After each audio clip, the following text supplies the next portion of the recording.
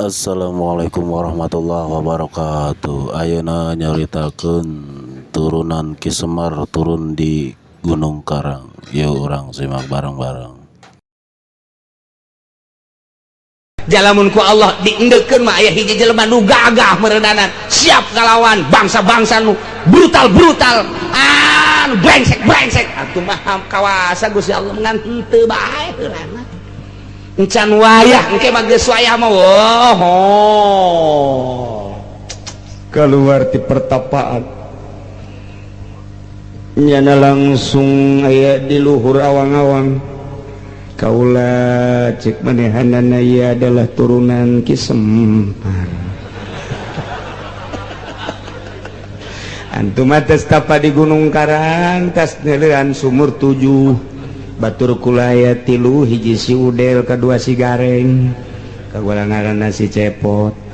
Allahumma shalli wa sallim wa barik ala sayyidina Muhammad wa ala ali sayyidina Muhammad.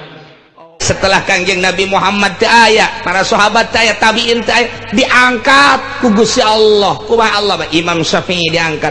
Narfa'u darajati man nasya. Kaulah menghendaki Syafi'i supaya naik di permukaan bumi untuk menjadi pelita hati. Imam Maliki, Imam Hanafi, Imam Hambali, kehendak kaulah cek Gusti Allah. Beres, Tuhan Syekh Abdul Qadir diangkat ke permukaan bumi untuk menjadi penenang, untuk menjadi pelita hati. Kumaha kula bae cek Gusti Allah, ulah nyaon-naon sia mah tuturkeun cek Gusti Allah. Belah dieuna wala para wali sanga, islamkeun Indonesia wahai para aulia cek Gusti Allah. Maneh teh ku aing geus jadikeun kakasih, islamkeun. Perang berbagai kerajaan-kerajaan dengan kerajaan nu aya di urang. Lain perjuangan leutik. Wali sanga berjuang di urang teh melawan Majapahit, melawan berbagai permusikan. Diteruskeun ke Banten ka dieu Tuan Sultan Banten Syekh Maulana Hasanuddin. Perangna luar biasa, kumurni hatena. Kehendak Allah narfa'u darajati man nasya. Tidinya terus kabelah dia tek angkat deui Syekh Nawawi. Dunia oyang ayana Syekh Nawawi ketika tarung di Mesir, ketika tarung di Mekah. Nawawi nu leutik urang Jawi tetapi kemampuanana luar biasa. Nyahoeun dunia kabeh sebab kumpul kabeh di Mekah, Turki, Yaman, Mesir, nyahoeun kabeh, Irak, Iran. Ketika muncullah Syekh Nawawi tanar ajawi, muncullah dengan berbagai karangan-karanganana, diakui dunia Syekh Nawawi teh narfa'u darajati man nasya. Beres Syekh Nawawi, Syekh Astawi caringin untuk Banten mah luar biasa. Jawa kaditu Kiai Hasyim Asy'ari untuk Jawa luar biasa. Kadieu ka tengah terus Kiai Muslim Meranggen Demak luar biasa teh. Narfa'u darajati man nasya. Belah dia natek aya Abuya Dimyati Cadasari, aya Ki Bustomi lumayan, lain lumayan pohara tata waridak. Alhamdulillah kiaina arasup Golkar. Ya Allah ya Rabbi, teu kadenge kurang jituna dakwah ji Abuya mah cicing bae tapi loba jelema anu sujud mun carak sujud mah di hareupeunana. Di dia almarhum dia biasa bae kadeleuna mah, tapi masya Allah aya sabarapuluh mungkin ratus asup Islam di leungeun almarhum. Coba eta biasa bae horenganan melalui batin tadarru jeung tafakur ka Gusti Allah. Memang saatna model kitu. Nah, nu mantak Gusti Allah teh mere cara dakwah teh disesuaikeun jeung kaayaan kaumna. Kaum Kangjeng Nabi Musa guaraga ilmu sihirna dibere Kangjeng Nabi Musa tongkat anu ngaleuwihan tina sihir.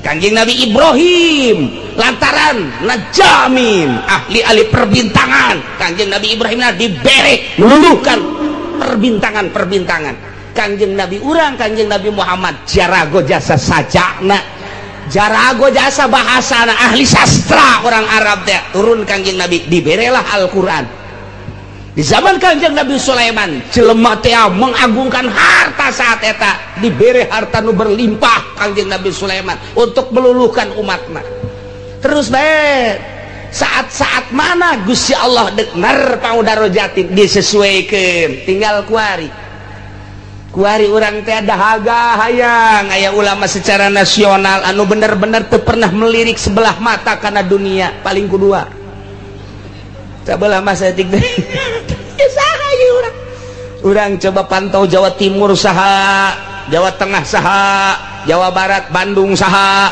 Banten saha nyebrang kurang ka Lampung saha oh barang di Lampung gede bener aya gajah malulu nah nyebrang urang ke Kalimantan urang nyaho di Sambas teh di dinya teh wah pabrik wali-wali Allah Ki Khotib Sambas urang Kalimantan berarti di Kalimantan sorangan kerajaan Kalimantan sorangan adalah wali-wali Allah teropong kurang kuari ke Kalimantan mana wali-wali Allah na ulah cerita wali halanan ulama anu muncul anu narfa'u darajati man nasya nu ku urang kadeuleu ku mata kasat urang bae halanan can aya Malaysia urang nyebrang ka dinya setik di Malaysia coba baheula teh aya Habib Abdullah di Malaysia teh anu ketika kahuruan jadi deui tokona teh pateuh kuari nah ieu di Malaysia nyebrang urang coba ka ditu ka Thailand jadi Thailand teh aya pengarang amil di Thailand eta nu kurang dibaca teh eta amil ilaman lawamil pinah wibiatu amilin pan karangan anak karangan lain orang Indonesia eta teh urang Thailand coba deuleu ku di Thailand cangcing gua ari coba eta pan lain lalagaan dibaca pan ku urang ya Allah ya Rabbi dimurodan ku Syekh Nawawi nyebrang urang ka Korea kuyak malulu di Korea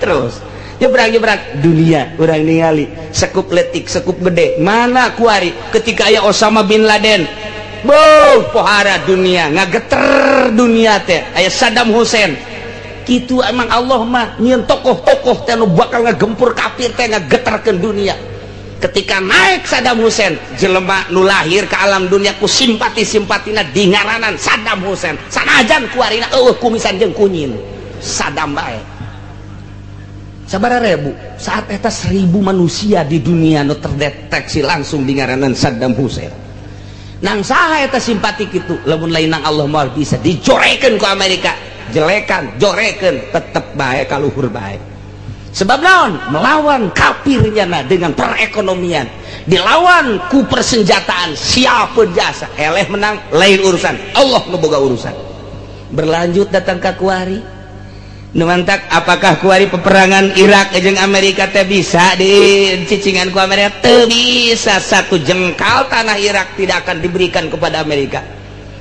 kitunya nama tah sumpahna satu jengkal tidak akan bisa selama masih kena ada manusia-manusia di Irak tidak akan diberikan cenah-cenah nyeun anyar kedutaan bikin aja untuk kemaslahatan nyieun nyanakan di ditu dan lain sebagainya gedung-gedung dan lain sebagainya pertahanan apa lagi cek urang Irak di dalam masalah kayak di bom ieu ku kami tenang bae tah urang Irak teh boga kos kitu Masya Allah iyalah negara 1001 malam Vina Panduwinata tong kos itu mah nyete siapa tuh nyaho sarige ya mana ya ataina Ibrahim ala qaumihi narfa'u darajat kami ngangkatkeun darajat manasa ka jelema nu kami dikehendaki inna rabbaka hakimun alim sanyana pangeran anjeun Muhammad maha bijaksana dina dadamelanana alimun maha uninga bi khalqihi terhadap makhlukna rusak kuari dunia khususnya Indonesia kehendak Allah gula bingung kehendak Allah kabeh tenang urang salat kehendak Allah kabeh ge alimun maha uning hakimun maha bijaksana jalamun ku Allah diendeukeun mah aya hiji jelema nu gagah meureunanan siap ngalawan bangsa-bangsa nu brutal kumaha brengsek atuh mah kawasa Gusti Allah ngan henteu bae heulana encan wayah engke mah geus wayah mah keluar ti pertapaan nyana langsung aya di luhur awang-awang kaula cek manehanana ieu adalah turunan Ki Semar antum atas tapa di Gunung Karang tas neulean sumur 7 batur kulaya 3 hiji si Udel kedua si Gareng kaula ngaranna si Cepot ya ieu kebakar ya gitu pewayangan eta adalah suatu lambang-lambang manusia anu keur berjuang kumalandang di alam dunia anu jadi Semarna anu jadi Cepotna anu jadi Garengna anu jadi Gatot Kacana anu jadi Samiajina anu jadi tuh siapa nyaho bae Dorna cenah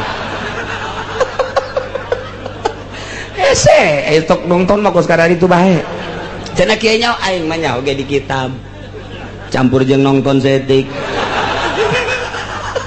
aya kitab lah mal aya lamun lain di kitab perwalian dibuka di dinya Semar asilna tina Samir bahasa Arab eta teh kos kitu teh aya hiji-hijina secepotna nu eta pan ku urang teh osok dihadiahan lamun urang hadiahna teh kitu sangyang wenang sangyang wening dan lain sebagainya eta anak Kangjeng Nabi Adam ke kuku lamun dicaritakeun dina ilmu perwalian Nur Cahyo dan lain sebagainya kadina terus kadina aya duwi eta kan dibedakeun ngaranna doang anak Kangjeng Nabi Adam na diganti ngaranna terus Kangjeng Nabi Sis kan diganti ngaranna ieu teh dek diasupkeun kana perwayangan jang naon jang ngalambangkeun manusia-manusia nu hirup Ki Haji anu ngredit ieu contona Kiai aya contoh-contoh dilambang-lambangkeun masyaallah teman-teman kudu nyaho engke cara-carana ieu sinom ieu kinanti ieu terus kabelah dia